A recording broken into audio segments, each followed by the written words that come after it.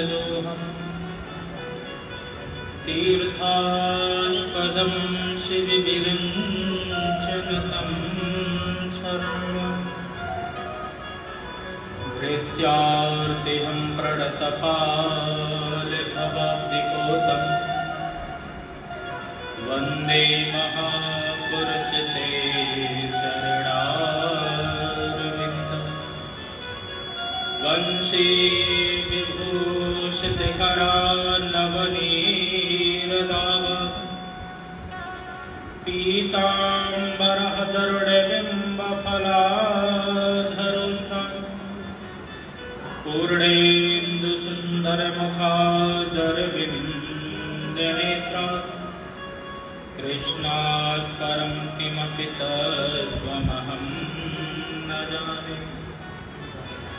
नारायणं नमस्कृत्यं नरं चैव नरोत्तमं देवीं सरस्वतीं व्यासं ततो जयमुदीरयेत्। भक्ति भक्त भगवन्त गुरु चतुर नाम बपुएक, इनके पग बंधन किए सुनाशत विघ्न अनेक। सब द्वार को छोड़ के आयो तेरे द्वार, हे यशोमति के लाडली जरा मेरी ओर निहार। आये हनुमंत विराजिए, कथा कहूँ मति अनुसार। प्रेम भरी गादी धरूं, सुबिराजिए पवने कुमार, सुबिराजिए पवने। बोले कृष्ण कन्हैया लाल की जय, श्री वृंदावन बिहारी लाल की जय, श्री सद्गुरुदेव जी महाराज की, श्रीमद्भागवत महापुराण की जय, रास रासेश्वरी श्री राधा रानी की जय। पूज्य चरण प्रभुपाद स्वामी श्री गीतानंद जी महाराज की जय। परम पूज्य श्री स्वामी सद्गुरु अवशेषानंद जी महाराज की जय। सभी देवी देवताओं की जय। जय श्री राम, जय जय श्री राम, जय जय श्री राधे श्याम। परम मंगलमय परात्पर अकारण करुणालय भक्त वांछा कल्पतरु तदिंदित विनिंदित श्री बाल कृष्ण लाल के पाद पद्मों में प्रणाम करते हुए आज के श्रीमद् भागवत महापुराण के माध्यम से आज की सत्संग सत्ता को आगे प्रवाहित करने का हम प्रयत्न करेंगे। जिस सत्संग को सुनने मात्र से जीव का कल्याण सहज ही हो जाता है, तो ऐसे सत्संग सत्ता में हम सब प्रवेश करें। तो कल मैं निवेदन कर रहा था कि किस प्रकार से ब्रह्मा जी के सुझाव के बाद में मनु महाराज जी ने सृष्टि उत्पन्न करने का कार्य आरंभ किया, सृष्टि को आगे बढ़ाने का कार्य आरंभ किया, परंतु उनके पास एक समस्या थी कि पृथ्वी का तो हरण हो चुका था। हिरण्याक्ष ने पृथ्वी का हरण कर लिया। भगवान ने वराह रूप धारण करके और हिरण्याक्ष के साथ में युद्ध करने के बाद पृथ्वी को लेकर के आए और पृथ्वी की पुनः स्थापना की। पृथ्वी की पुनः स्थापना होने के बाद में मनु महाराज जी ने सबसे पहले अपनी बेटियों के वंश के बारे में बताया। मनु महाराज की 3 बेटियां हुई, उनमें से मझली बेटी का नाम देवहूति था। देवहूति माता का विवाह कर्दम मुनि के साथ में हुआ और विवाह होने के बाद में कर्दम जी ने सिर्फ एक ही शर्त रखी थी कि देवी जैसे ही हमारी एक संतान पैदा हो जाएगी उसके बाद में हम वन को चले जाएंगे। देवी ने कहा कि ठीक है महाराज। धीरे धीरे समय बीतता गया, कर्दम मुनि समाधि में लीन हो गए। उनकी समाधि में लीन होने के बाद में माता देवहूति बहुत ही अच्छी तरह उनकी सेवा करती रही। अनेक वर्षों के बाद में जब समाधि खुली तो समाधि खुलने के बाद में वो अपने विवाह उनका हुआ था, वो अपने पत्नी के बारे में ही भूल गए। तो पूछा देवी कौन? बताया बा महाराज, आपके साथ मेरा विवाह हुआ था और आप ऐसे समाधि में डूबे कि आज मुझे ही भूल गए। ओ मनुपुत्री मानवी, अब मुझे याद आया, मैं तुम्हारी सेवा से परम संतुष्ट हूं। तुष्टो हम तब मानवी मान दाया। तुम्हारी सेवा से मैं बहुत प्रसन्न हूं, वरदान मांगो। महाराज, भगवान का दिया हुआ सब कुछ है, संतान के बिना घर अधूरा और सूना लगता है, तो आपसे यही प्रार्थना है कि घर में किलकारियां जितनी जल्दी गूंजने लगे उतना अच्छा लगेगा। कर्दम मुनि ने कहा ठीक है। अपनी तपस्या के प्रभाव से तुरंत हाथ में जल लिया और जल लेकर के संकल्प करके उन्होंने कामक विमान को प्रकट कर दिया। वो कामक विमान ऐसा था कि मन की गति से चलता, डीजल पेट्रोल का उसमें कोई झंझट नहीं। जहां पर कर्दम ऋषि जी चाहते हैं बस मन से इच्छा मात्र कर देते और विमान धीरे धीरे वहीं पहुंच जाता। माता देवहूति और कर्दम मुनि ने बहुत ही दिव्य सुख भोगे और उसी सुख भोगते भोगते उन्होंने 9 पुत्रियों को जन्म दिया। जब 9 पुत्रियों को जन्म दिया तो कर्दम मुनि कहने लगे, देवी आपने एक संतान के लिए कहा था, हमारी तो 9 संतानें हो गई हैं। अब हम वन की ओर जा रहे हैं। माता देवहूति ने हाथ जोड़ करके कहा, महाराज ये बेटियां हैं, बेटियों का विवाह करना पड़ेगा और विवाह की जिम्मेदारी माता से ज्यादा पिता के ऊपर होती है। आपके बिना हम इन सबका कैसे कन्यादान कर पाएंगे? तब कर्दम मुनि जी को तुरंत याद आया कि भगवान ने वचन दिया था कि तुम विवाह करो, मैं स्वयं तुम्हारे यहां पर अवतार लेकर के आऊंगा। तुरंत वचन याद आया और इस बार दोबारा जब कर्दम मुनि जी ने संतान के लिए संकल्प किया तो इस बार साक्षात श्री कपिल भगवान ही प्रकट हो गए। बोल कपिल भगवान की जय। कपिल भगवान जी प्रकट हो गए जो कि कपिल भगवान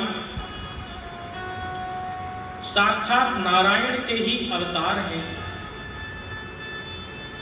और कपिल भगवान के दर्शन करने के लिए एक से एक बड़े बड़े साधु संत आए। देवता लोगों को जब पता चला तो वो भी कपिल भगवान के दर्शन करने के लिए आए।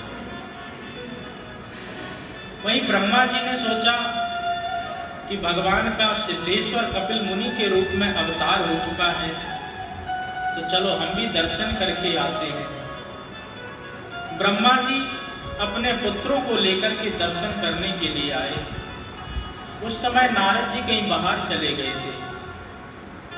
नारद जी शुरू से ही साधु संतों की संगत करके घूमने फिरने में उनका ज्यादा मन लगता था, तो शुरू से ही नारद जी बाहर घूमते रहते थे। तो आज भी नारद जी कहीं बाहर घूमने चले गए और इधर ब्रह्मा जी 9 पुत्रों को लेकर के कपिल मुनि जी के दर्शन करने आए। कपिल मुनि जी के दर्शन किए और दर्शन करने के बाद में बहुत ही दिव्य स्तुति गाई। प्रणाम करके जब जाने लगे तो कर्दम मुनि ने कहा, महाराज आपके पास में 9 सुंदर ऋषि आए हुए हैं और मेरे पास में 9 सुंदर पुत्रियां हैं। अगर आपकी आज्ञा हो तो इनका यहीं पर पाणी ग्रहण करवा दें, इनका यहीं पर विवाह करवा दें। ब्रह्मा जी ने भी कहा, शुभस्य शीघ्र, शुभ काम में देरी नहीं होनी चाहिए। तो तुरंत कर्दम मुनि जी ने ब्रह्मा जी के पुत्रों से अपनी पुत्रियों का पाणी ग्रहण संपन्न कराया। सबसे बड़ी पुत्री कला देवी, जिनका विवाह ऋषि मरीच से हुआ, अनसुईया का विवाह अत्रि मुनि से हुआ, अरुंधति का विवाह वशिष्ठ जी से हुआ, ख्याति का विवाह भृगु जी से हुआ, शांति का विवाह अथर्वण ऋषि से हुआ, क्रिया का विवाह क्रतु ऋषि से हुआ, हविर्भु का विवाह पुलस्त ऋषि से हुआ।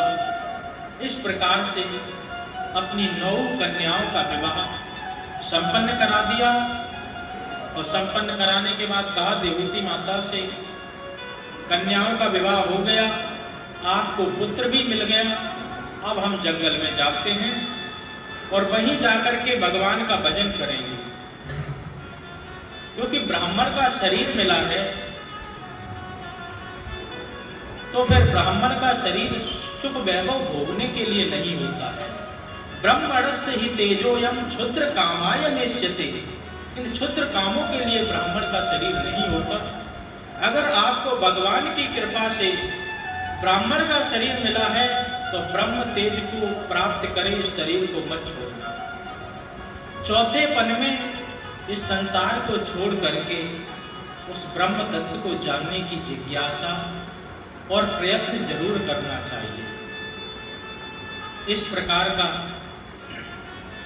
कर्दम मुनि जी ज्ञान देकर के और जंगल की ओर चले गए। अब घर में अकेले कपिल मुनि सिद्धेश्वर, जो कि सांख्य योग के प्रवर्तक हैं, समाधि लगाए हुए बैठे और दूसरी ओर माता देवहूति। मैया बेटा दोनों ही घर में अकेले थे। तो एक दिन माता देवहूति ने कपिल मुनि जी के पास में जाकर के हाथ जोड़ के प्रार्थना की, निर्विण्डा नितराम भूमि असद इंद्रिय संहर्षणात् येन संभाव्यमानेन प्रपन्नाथं तम प्रभु। हे प्रभु, मेरा एक प्रश्न है आपसे। मुझे लगता है कि मैंने इस संसार के सारे सुखों को भोग लिया है। मैं महाराज मनु की पुत्री और कश्यप ऋषि और करदम मुनि ऋषि की पत्नी तथा साथ ही साथ माता अनसुईया, अरुंधति जैसी मुझे पुत्रियां मिली। कपिल तेरे जैसा मुझे बेटा भी मिला है। मैंने कामक विमान पर चढ़ करके संसार के अनेकानेक सभी सुखों को भोग लिया है, परंतु फिर भी मेरे मन में ऐसा लगता है कि अभी कुछ पाना शेष रह गया। आप सिद्धेश्वर हो, योगियों में श्रेष्ठ हो, तो आप अपने ज्ञान की कुठार लेकर के मेरे इस अज्ञान रूपी वृक्ष को काट दीजिए।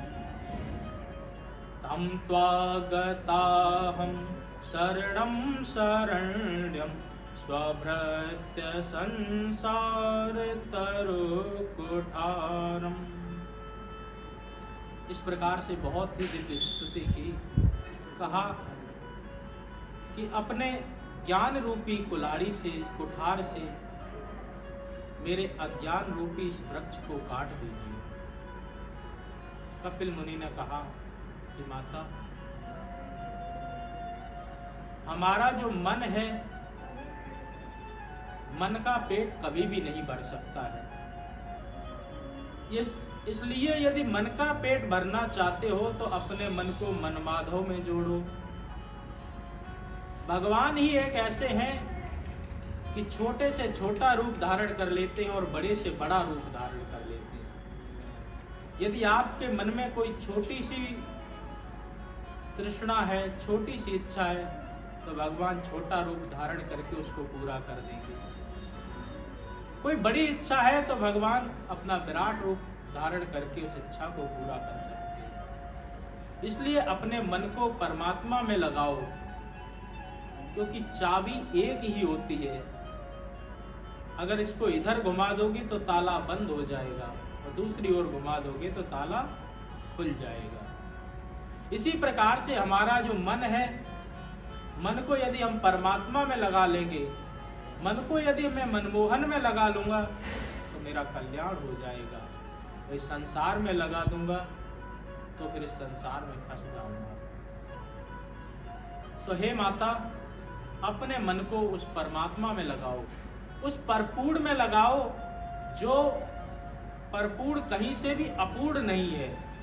पूर्णमदा पूर्णमदम पूर्णात् पूर्णमुदच्यते पूर्णस्य पूर्णमादाय पूर्णमेवावशिष्यते।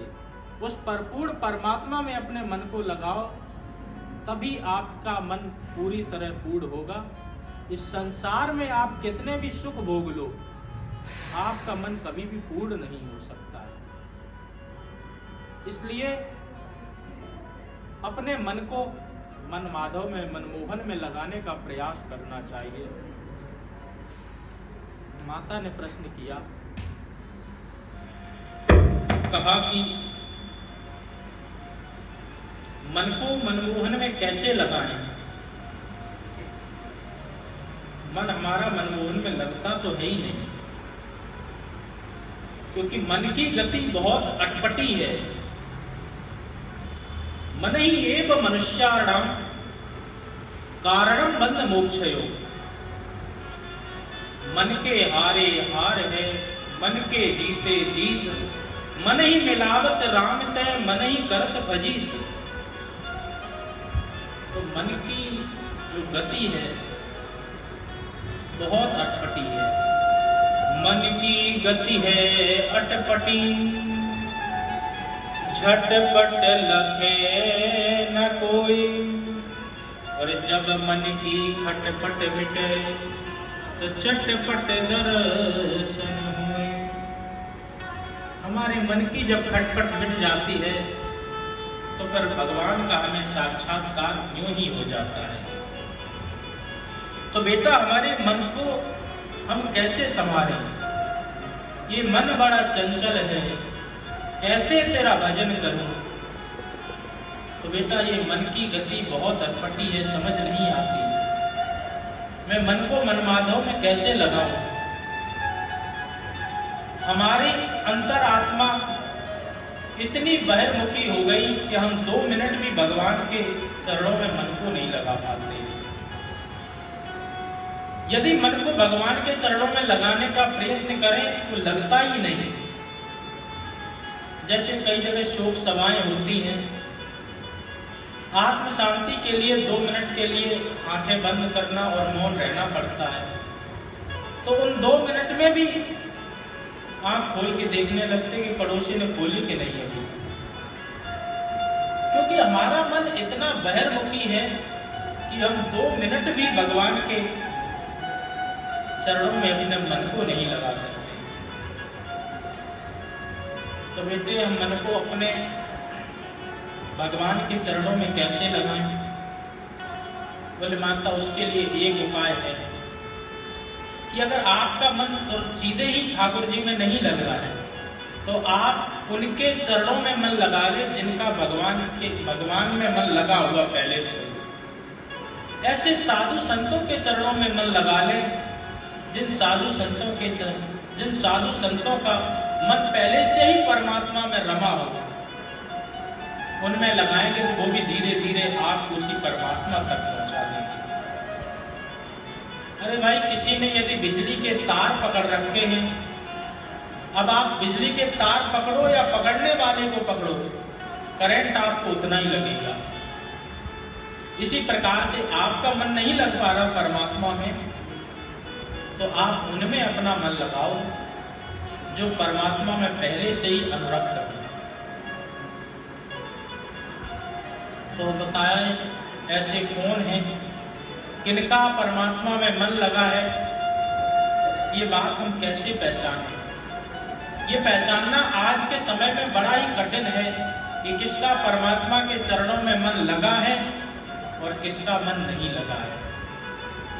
कपिल भगवान कहते हैं इसमें थोड़ी सी बात का ध्यान रखना चाहिए। आंख बंद करके किसी पे भरोसा नहीं कर लेना चाहिए।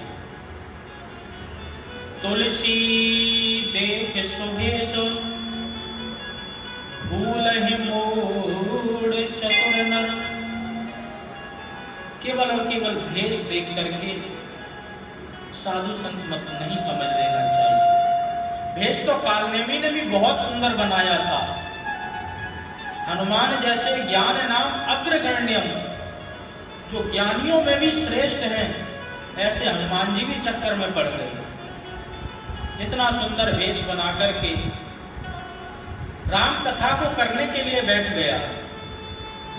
हनुमान जी आए, प्रणाम किया, हनुमान जी को कथा सुनाने लगा, परंतु रावण का अनुयायी था, रावण को मानने वाला था, तो कथा सुनाते सुनाते थोड़ी गड़बड़ी कर दी। काल ने भी हनुमान जी को कथा सुना रहा है। होत समर रण रावण राम ही। हनुमान जी ने सोचा कुछ गड़बड़ी है, उसने रावण का नाम पहले क्यों लिया? अरे सब कहते हैं राम रावण युद्ध, ये कह रहा रावण राम ही, रावण और राम का युद्ध हो रहा है, कुछ तो इसमें गड़बड़ी है। कालनेमी को भी लगा है गलती हो गई। ये बंदर इतना चालाक है, कहीं समझ ना ले, तो तुरंत अपनी बात संभालते हुए बोला, होत समर रण रावण राम ही, जीत है राम न संशय मही। हनुमान जी प्रसन्न हो गए, वाह बहुत बढ़िया कथा सुना रहा, राम जी की जीत के बारे में बता रहा। तो कालनेमी जैसे धूर्त भी ऐसा रूप बना लेते हैं जिनको पहचानना बड़ा कठिन होता है। जब ज्ञान नाम अग्रगण्यम जैसे हनुमान जी महाराज जैसे लोग भी जब भेष को देख करके चक्कर में पड़ जाते हैं, तो हम सब जैसे आम जीव अगर चक्कर में पड़ जाएं तो कौन सी बात है।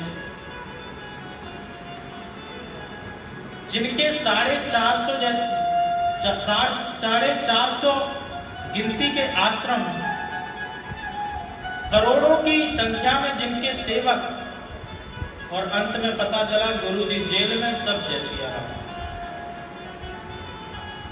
तो कैसे पहचाने किसको गुरु बनाए? बोले इसमें समझदारी बरतो। क्यों? क्योंकि नकली हीरा असली हीरे से ज्यादा चमकता है। नकली घी असली घी से ज्यादा खुशबू देता है। तो इसलिए इसके लिए हम आपको 5 लक्षण बताते हैं माता। ये 5 लक्षण यदि किसी साधु में घट रहे हो तो आप समझ लेना चाहिए कि वो साधु भगवान में रम चुका है, भगवान में उसकी पूरी तरह प्रीति है। तो बताएं, तो कपिल भगवान साधुओं के 5 लक्षण बताते हैं। तितिक्षवः कारुणकः सुहृदा सर्वदेहिनां अजातशत्रवो भूपः अजातशत्रवः शान्ता साधवः साधुभूषणः। ये साधु के 5 लक्षण हैं। तितिक्षवः, साधु बहुत तितिक्षु होता है, बहुत ही उसके अंदर सहनशीलता होती है। महाराज किसी ने माला पहना दी, कोई बात नहीं, किसी ने 2 गाली सुना दी, फिर भी कोई बात नहीं। ऐसा साधु का स्वभाव होता है, तितिक्षु होता है, पूरी तरह सहनशीलता होती है साधु के अंदर, किसी भी प्रकार का उद्वेग नहीं होता है। इसी प्रकार कारुण का, वो करुणा से भरा हुआ होता है। संत हृदय नवनीत समाना, उसका हृदय तो मक्खन के समान होता है। वो दूसरे के दुख को अपना दुख समझता है। जो सच्चा साधु होता है वो कभी किसी को दुखी नहीं देख सकता है। सुहृदा सर्वदेहिना, समस्त देहधारियों को अपना ही रूप समझता है। उसको ऐसा ज्ञान प्राप्त हो जाता है कि वो समस्त देहधारियों में अपने उस परमपिता परमात्मा को ही देखता है। जिस प्रकार से हमारी जीव है, जो यदि हम कुछ खा रहे हैं, भोजन कर रहे हैं, तो गलती से हमारी जीभ कट जाए तो बहुत गुस्सा आता है। परंतु उसी समय आपको कोई बहुत जोशीला भाषण दे कि बताओ ये प्यारी सी जीभ और ये 32 दांत इसको पहले तो घेरे हुए पड़े हैं, जब चाहते हैं तब इसको काट लेते हैं। महाराज 4 बार पहले भी कट चुकी है। अच्छा, तो अभी तक तुमने दांतों को दंड नहीं दिया? अरे उखाड़ फेंको इन दांतों को। कोई कितना भी जोशीला आपको भाषण दे, क्या आप दांतों को उखाड़ेंगे? बिल्कुल नहीं उखाड़ेंगे। क्यों? क्योंकि आपको ज्ञान है, जीभ से आपको परेशानी तो हो ही रही है, और दांत तोड़ देंगे तो उसकी भी परेशानी आपको ही होगी। इसी प्रकार जो साधु संत होते हैं, सुहृदा सर्वदेहिना, सभी देहधारियों के सुख और दुख को अपना ही सुख दुख समझते हैं। निज प्रभु में देखें जगत, कैसे करें विरोध। वो किसी से कभी विरोध नहीं करते, उनका कोई मित्र या शत्रु भी नहीं होता है। तो चौथा लक्षण बताते हैं, अजात शत्रवः शांता। वो अजात शत्रु होते हैं, उनका ना कोई मित्र होता है, ना कोई शत्रु होता है। कबीरा खड़ा बाजार में, मांगे सबकी खैर, ना काहू से दोस्ती, ना काहू से मैं। ऐसे साधु संतों का ना कोई मित्र होता है, ना कोई शत्रु होता है, समान रहने की कोशिश करते हैं। चाहे वो सुख हो चाहे दुख हो, समान स्थिति में रहने की कोशिश करते हैं। साधु के लक्षण क्या है? बुरे प्रलस्यापि हुंकारी, चला चल विचाल नहीं, विक्षोभम नैव यश्चान्ता सा महात्मा इति कथ्यते। ये महात्मा के लक्षण हैं। कितना भी प्रबल, कितना भी प्रलय बड़ा से बड़ा आ जाए, प्रबल प्रलय आ जाए, तभी भी वो शांत रहते हैं। चला चले विचाल नहीं, उनको अंदर चल अचल की उद्वेग नहीं उनके अंदर दौड़ते हैं, किसी प्रकार का उनके अंदर विक्षोभ नहीं आता है। हर स्थिति में वो शांत रहते हैं। दुखेषु दुग्ध मनः सुखेषु बृगद स्पृहा वीत राग भय क्रोधा स्थित धीर मुनि रुच्यते। चाहे वो सुख हो चाहे वो दुख हो, किसी भी परिस्थिति में अपने मन को विचलित नहीं होने देते। प्रजा हाथी यदा कामान सर्वान पार्थान मनोगतान आत्मन्येवात्मना दुष्टा स्थित धीर मुनि रुच्यते। ऐसी उनकी स्थिति होती है, ऐसे वो धीर गंभीर हो जाते हैं कि उन पर किसी भी प्रकार की, किसी भी, चाहे वो अनुकूल स्थिति हो या फिर प्रतिकूल स्थिति हो, उस स्थिति का उन पर असर ही नहीं पड़ता। तो ये साधुओं के लक्षण है। अजात शत्रवा शांता, उनका कोई शत्रु नहीं होता है, सारा संसार उनका मित्र है। ना ही उनका शत्रु होता है ना ही मित्र होता है, सारे संसार को वो समान भाव से देखते हैं। इसी प्रकार से बोलते शांता, वो हमेशा शांत रहने का प्रयत्न करते हैं। साधु बहुत जल्दी क्रोधित नहीं होते हैं, परंतु कुछ साधुओं में तमोगुण की प्रधानता होती तो श्राप भी बहुत जल्दी दे देते हैं।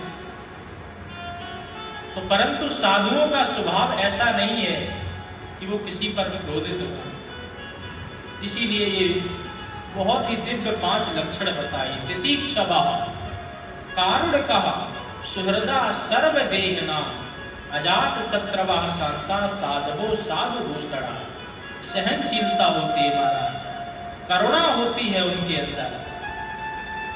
सभी देहधारियों को अपनी देह ही समझते हैं, उनका कोई शत्रु मित्र नहीं होता और हर एक स्थिति में वह शांत रहने का प्रयत्न करते हैं। जब उनका कोई शत्रु मित्र नहीं होता, जब वो सबको समान देखते हैं, तो साधु से होए न कारज हानि, वो किसी का नुकसान नहीं करते हैं।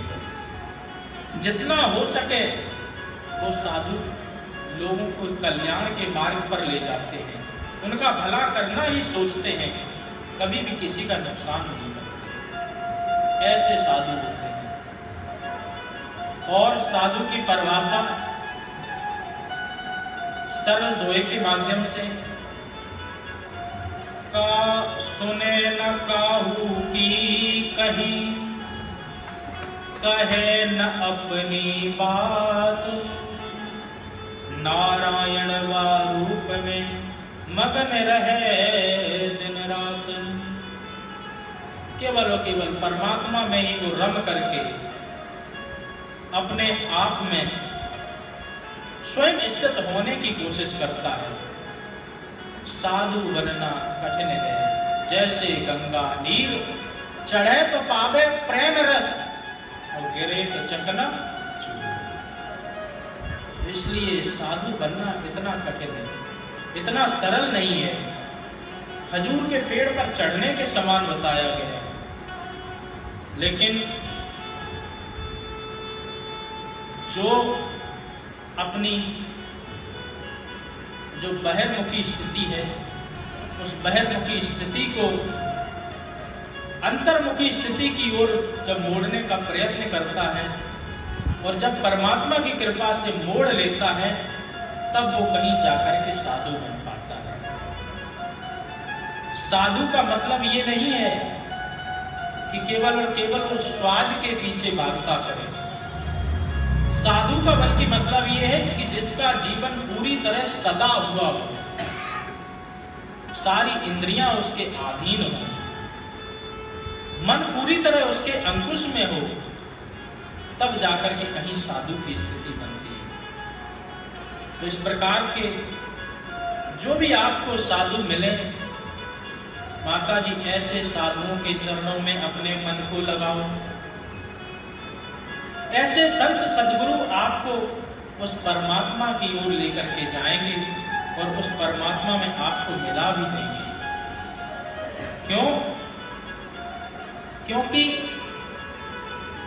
संत सद्गुरु जब कृपा करते हैं तो भगवान के पास में छोड़े बिना आपको रखते नहीं। जैसे इस संसार में जो माया के अधीन नाच रहा है ये जीवात्मा है। जो माया इस संसार में रहने के बाद भी जो माया से अलग हो गया वो महात्मा है। जो इस संसार में माया को नचा रहा है वो परमात्मा है। इसलिए जैसे सुग्रीव जी हैं वो जीवात्मा है, हनुमान जी हैं वो महात्मा है, और श्री राम जी हैं वो साक्षात परमात्मा है। तो जब राम जी जंगल में आए, पंपापुर सरोवर के पास में, उस गुफा के पास में, जैसे ऋषिमुख पर्वत के पास में पहुंचे तो सुग्रीव को डर लगने लगा। तुरंत मन में विचार आया, पठेऊ बाल होए मन मैला, भागो तुरंत तजऊ यह सैला। कहा कि हनुमान जी महाराज आप जाकर के देखो, कोई खतरे वाली बात हो तो तुरंत इशारा करना, मैं यहां से भाग जाऊंगा। कैसा भी हो सुग्रीव, पर उसकी एक बात बहुत अच्छी है कि वो अपने से ज्यादा हनुमान जी रूपी महात्मा पर भरोसा करता है। हनुमान जी को भेजा, हनुमान जी गए वहां पर, राम जी को पहचान लिया। पहचानने के बाद भी हनुमान जी की बहुत सुंदर कथा आती है कि किस प्रकार से जब हनुमान जी ने भेष बदला और बदल करके राम जी के पास में पहुंचे, पहुंच करके बड़ा लंबा चौड़ा संवाद हुआ। राम जी से पूछा कि आप कौन हैं?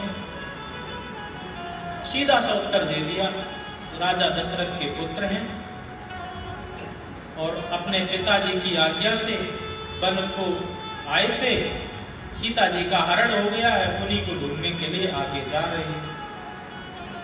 सारी बात बता दी। बताने के बाद में व्यंग करते हुए राम जी ने भी पूछ लिया, आपन चरित कहा हम गाई, विप्र कहो निज कथा बुझाई। अब अपना भी असली रूप प्रकट कर दो, बता दो कौन हो। तो प्रभु पहचान कहे पग चरना। प्रभु को पहचान करके हनुमान जी तुरंत चरणों में गिर गए, परंतु हनुमान जी को राम जी ने देखा तक नहीं। क्यों नहीं देखा? इतने बड़े भक्त हैं हनुमान जी, हमेशा राम जी की भक्ति और राम जी के कार्य करने में हमेशा उतावले रहते हैं। कहते राम काज कीने बिना मोय कहा विश्राम। कहीं बैठते भी नहीं है भगवान के कार्य करने के बिना, तो फिर भगवान ने देखा क्यों नहीं? मानो भगवान कहना चाहते हैं कि निर्मल मन जन सो मोहि पावा, मोहि कपट छल छिद्र न भावा। ये छल कपट मुझे बिल्कुल पसंद नहीं है। और हनुमान जी कपट रूपी भेष धारण करके भगवान के चरणों में पड़े हैं, इसलिए राम जी ने उनकी तरफ देखा तक नहीं। हनुमान जी ज्ञानी नाम अग्रगण्यम है, तुरंत अपनी गलती का एहसास हुआ तो अपने निज रूप में प्रकट हो गए। जैसे निज रूप में प्रकट हुए तो तुरंत भगवान ने अपने हृदय से लगा लिया। लगा करके जो भरत जी को भी प्रेम नहीं मिला, उससे भी ज्यादा बढ़कर के हनुमान जी को प्रेम प्रदान किया। तो इस प्रकार से हनुमान जी ने जब राम जी को पहचान लिया, राम जी को पहचान करके सुग्रीव को नहीं बुलाया, बल्कि राम जी को ही अपने कंधे पर बिठाल करके सुग्रीव जी के वहां पर ले गए और ले जाकर के अग्नि को साक्षी मान करके दोनों की मित्रता करा दी। तब हनुमंत उभय दिशो दी सब कथा सुनाए, पावक साखी देकर जोड़ी प्रीति दृढ़ाई। हनुमान जी ने ऐसी प्रीति कर दी, दोनों की आपस में मित्रता करा दी। तो कहने का भावार्थ क्या है बोले जब जीवन में ऐसे संत सदगुरु हनुमान जी जैसे मिलते हैं तो फिर वो परमात्मा को सिर्फ और सिर्फ बुलाते ही नहीं है, बल्कि परमात्मा को ले जाकर ही आपके पास में मिला देते हैं। जब हम संत सदगुरुओं के चरणों में बैठते हैं तो संत भगवान की कथा सुना करके जीव के हृदय में भगवान के प्रति प्रेम को प्रकट कराते हैं। और जब भगवान के पास जाते हैं तो जीव की व्यथा को सुनाते हैं। कहते हैं प्रभु, आपके इस भक्त ने मंत्र भी ले लिया, आपका जप भी कर रहा है, तो आप कृपा करके अब इस पर कृपा बरसाएं, इस पर भी कृपा प्रसाद अपनी दृष्टि डालें। तो संत सदगुरु के बिना पर भगवान आपको मिल ही नहीं सकते। तो ऐसे संत सदगुरुओं के चरणों में कपिल मुनि कहते हैं, हे माता, ऐसे संत सदगुरु के चरणों में जाएं और जाकर के अपने मन को लगाएं, तब कहीं जाकर के आपका कल्याण हो सकता है। इस प्रकार से बहुत ही अच्छी तरह कपिल मुनि ने साधुओं के 5 लक्षणों को बताया। 5 लक्षण जहां पर घटित हो रहे हों, बोले आंख बंद करके विश्वास कर लेना चाहिए और सरल रूप में यही पहचान करें कि जो संत सदगुरु केवल और केवल अपने तक ही आपको सीमित रखे, उस पर तो कभी विश्वास ना करें। जो संत सदगुरु आपको अपने माध्यम से परमात्मा के बारे में बताएं, आपके कल्याण का मार्ग सुगम करें, ऐसे संत सदगुरुओं पर तुरंत आंख मूंद करके भरोसा कर लें, तो आपका स्वतः ही कल्याण हो जाएगा। बहुत ही अच्छी तरह इसके आगे अष्टांग योग का वर्णन बताते हैं कपिल जी। यम नियम आसन, प्राणायाम, प्रत्याहार, धारणा, ध्यान और समाधि की व्याख्या की कि किस प्रकार से जब कोई योग को अपनाए तो सबसे पहले यम में क्या आता है, बोले अहिंसा, सत्य, अस्तेय, ब्रह्मचर्य, परिग्रह। यम में 5 चीजें आती हैं। अहिंसा होनी चाहिए, जीवों की हिंसा ना करें, सदा सत्य बोलें, सत्यम ब्रूयात्, प्रियम ब्रूयात्, ना ब्रूयात् सत्यम प्रियम। शास्त्र कहते हैं सत्य बोलो, परंतु सत्य प्रिय हो ऐसा ही सत्य बोलो। कभी कभी ये नियम भंग भी हो जाता है, अप्रिय सत्य भी बोल सकते हो, परंतु प्रयास ऐसा ही करना चाहिए कि आपके सत्य से किसी का मन नहीं दुखे। इसीलिए प्रियम ब्रूयात्, ना ब्रूयात् सत्यम प्रियम, इस प्रकार से सत्य बोलना चाहिए। तो फिर अहिंसा, सत्य, अस्तेय। अस्तेय का मतलब होता है चोरी ना करना, किसी की चोरी आदि ना करें। ब्रह्मचर्य, परिग्रह, ब्रह्मचर्य का पालन करने का प्रयत्न करना चाहिए और घर से दूर रहने का भी प्रयत्न करें। क्यों? क्योंकि यदि घर से दूर रहेगा मनुष्य तो फिर उन्हीं संसारियों में बहुत ज्यादा वो मन को अपना नहीं फंसाएगा, बल्कि एकांत में रहकर के परमात्मा के चरणों में अपने मन को लगाने का प्रयत्न करेगा। इसलिए साधु संत क्या करते हैं, तो जंगल में चले जाते हैं। जंगल में क्यों चले जाते हैं? क्योंकि वहां पर उनको संसारी जीव नहीं दिखेंगे, पेड़ पौधे दिखेंगे। पेड़ पौधों से उनकी आसक्ति तो होगी नहीं, तो फिर वो पेड़ पौधों के बाद में परमात्मा को देखने का प्रयत्न करते हैं, अपने स्वयं आत्म तत्व को जानने का प्रयत्न करते हैं। जब वो आत्म तत्व को जान लेते हैं तो फिर उनके कल्याण में कोई भी शेष नहीं रह जाता है, फिर उनका कल्याण हो ही जाता है। इसलिए सबसे पहले यम की विधि बताई कि किस प्रकार से इन 5 नियमों का पालन करें। उसके बाद है नियम। नियम में शौचाचार, शौच आचरण आदि जो आपके नियम नैमित्तिक कर्म हैं, उन पर विशेष ध्यान रखना चाहिए। आपके जो दिनचर्या है उस दिनचर्या पर विशेष ध्यान रखना चाहिए। तीसरा आसन बताते हैं कि तीसरा नियम आसन का है, रेचक कुंभक पूरक की प्रक्रिया से जीव को प्राणायाम करना चाहिए। नहीं, सबसे पहले आसन। आसन में कई अनेकानेक आसन है, पद्म आसन है, वज्र आसन है और सुख आसन आदि हैं। अनेकानेक प्रकार के आसन हैं, तो अपने आसन को साधने का प्रयत्न करें।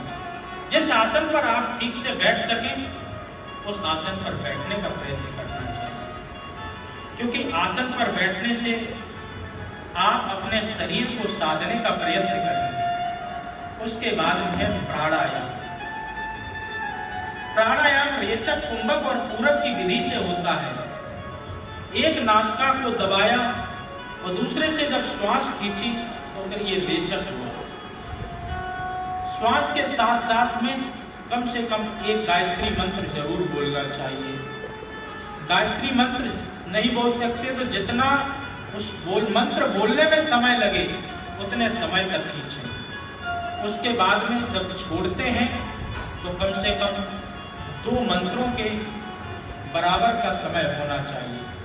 बोले खींचने की गति तो तेज हो, परंतु छोड़ने की उससे 2 गुना धीमी है। और जब रोकते हैं तो 4 गुना समय रोकना चाहिए। माने खींचने पर 1 गायत्री मंत्र, छोड़ने पर 2 गायत्री मंत्र और रोकने पर कम से कम 4 गायत्री मंत्र तक का समय जरूर करना चाहिए। परंतु गायत्री मंत्र का प्रत्येक व्यक्ति को बोलने का अधिकार नहीं दिया है। यदि ब्राह्मण है, यज्ञोपवीत आदि संस्कार उसका हो चुका है, ब्राह्मणस् कि देहो हम क्षुद्र कामाय निश्चते, क्षुद्र कामों के लिए ब्राह्मण का शरीर नहीं होता है। ब्राह्मण का शरीर तो उस ब्रह्म तेज को प्राप्त करने के लिए होता है। तो ब्राह्मण शरीर यदि है तो फिर गायत्री मंत्र के साथ में प्राणायाम करें। अगर ब्राह्मण नहीं है, यज्ञोपवीत संस्कार आदि नहीं हुए, तो अपने गुरु मंत्र के माध्यम से भी प्राणायाम को किया जा सकता है। तो प्राणायाम करें कुंभक रेचक कुंभक और पूरक की विधि से। यम नियम आसन प्राणायाम। उसके बाद प्रत्याहार। प्रत्याहार का मतलब है कि अपने इंद्रियों पर पूर्ण संयम हो आपका। जिस प्रकार से कछुआ जब देखता है कि किसी भी प्रकार से आप कोई भी संकट नहीं है, कोई परेशानी नहीं है, तो अपने चारों पैर और गर्दन निकाल करके आराम से मस्ती में चलता जाता है। और जैसे ही कोई परेशानी आती है, जैसे ही उसको आवाज सुनाई देती है, तो अपनी सब हाथ पांव गर्दन सबको समेट करके बैठ जाता है। उसी प्रकार से हम सब जीवों को विचार करना चाहिए कि जब तक हमें लगता है कि परमात्मा की कृपा से सब कुछ ठीक चल रहा है, तो तुरंत हाथी जैसी चाल मस्तानी चलते रहनी चाहिए। तो जब लगे कि काम क्रोध लोभ मोह मद तथा मात्सर्य का आक्रमण होने लगा, तुरंत कछुए की तरह सचेत हो जाओ, अपनी इंद्रियों को समेट लो और परमात्मा के नाम को जपने लगो।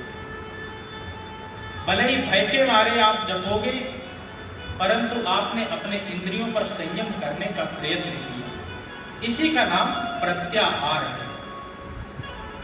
प्रति आहार, कम आहार करने से भी इसको लिया जाता है, परंतु जो वास्तविक अर्थ है अपनी इंद्रियों के संयम से लिया जाता है। तो प्रत्याहार के माध्यम से अष्टांग योग में प्रवेश करना चाहिए।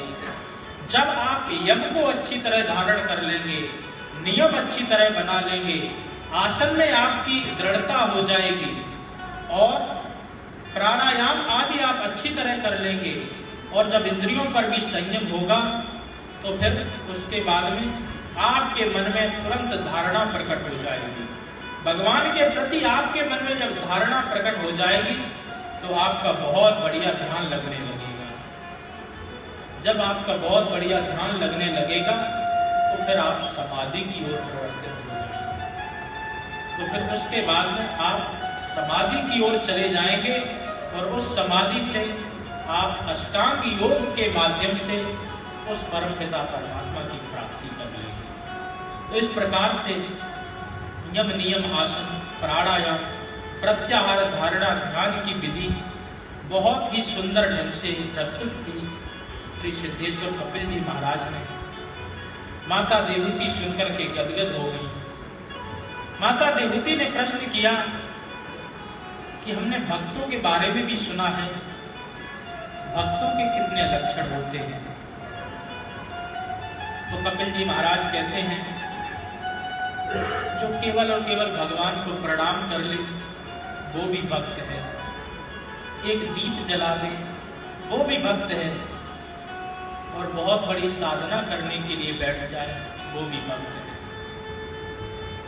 जो केवल और केवल मूर्ति में ही परमात्मा को देखे, इसको साधारण कोटि में रखते हैं। ये साधारण कोटि का भक्त है। जो संसार के साधु संत और मूर्ति में परमात्मा का दर्शन करे, बोले वो उससे उच्च कोटि का भक्त है।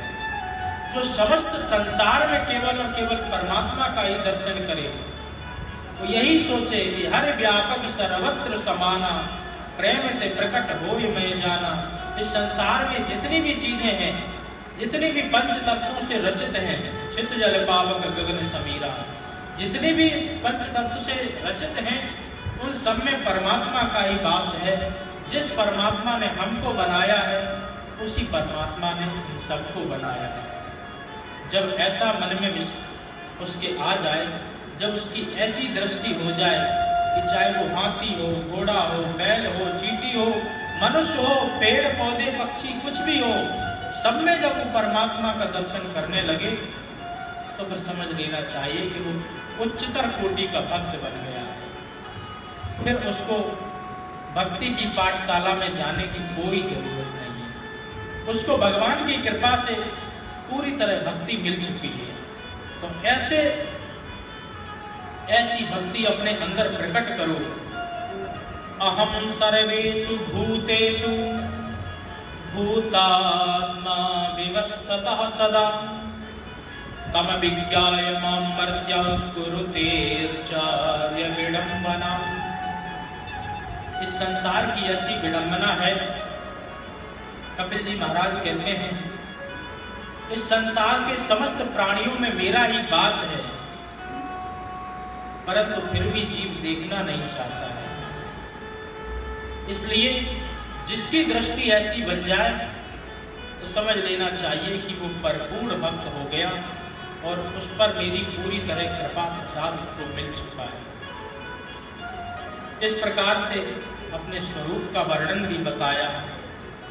कहा कि इस संसार में जितने भी मनुष्य हैं, उन मनुष्यों की स्थिति ऐसी ही है कि वो परमात्मा में अपने मन को न लगा करके संसार के काम काज को, संसार के कर्तव्यों को ही अपना असली काम समझ करके बैठ जाते हैं।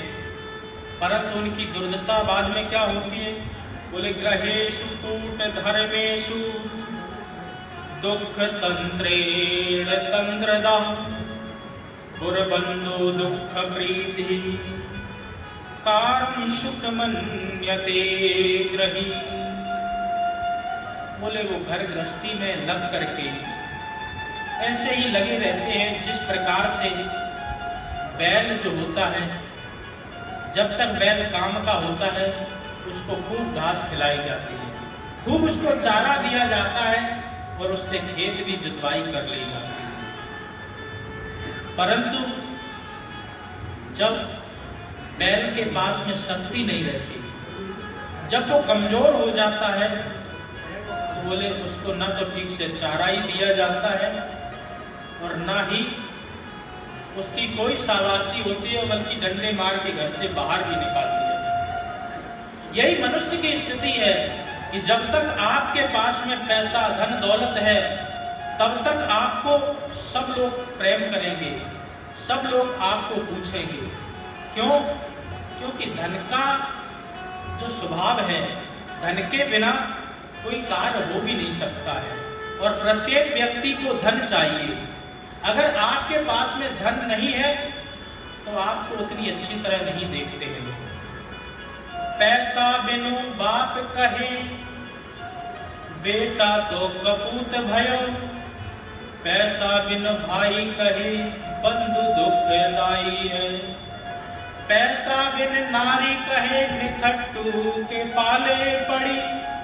पैसा बिन सास कहे, काहे को जमाई है। पैसा बिन यार पास, पैसा बिन भगनी पास। पैसा बिन देव नहीं करते सहाय है। कहते गरीब दास, पैसा तुम रखो पास। पैसे के बिना मुर्दे ने लकड़ी नहीं पाई। बिना पैसे के कुछ नहीं होता। टका धर्मम टका परमम, टका ही परमम तपा। यश ग्रहे टका नास्ति, आ टका टक टकायते। जिसके पास में पैसा नहीं होता तो फिर वो इधर उधर ऐसे ही देखता रहता है।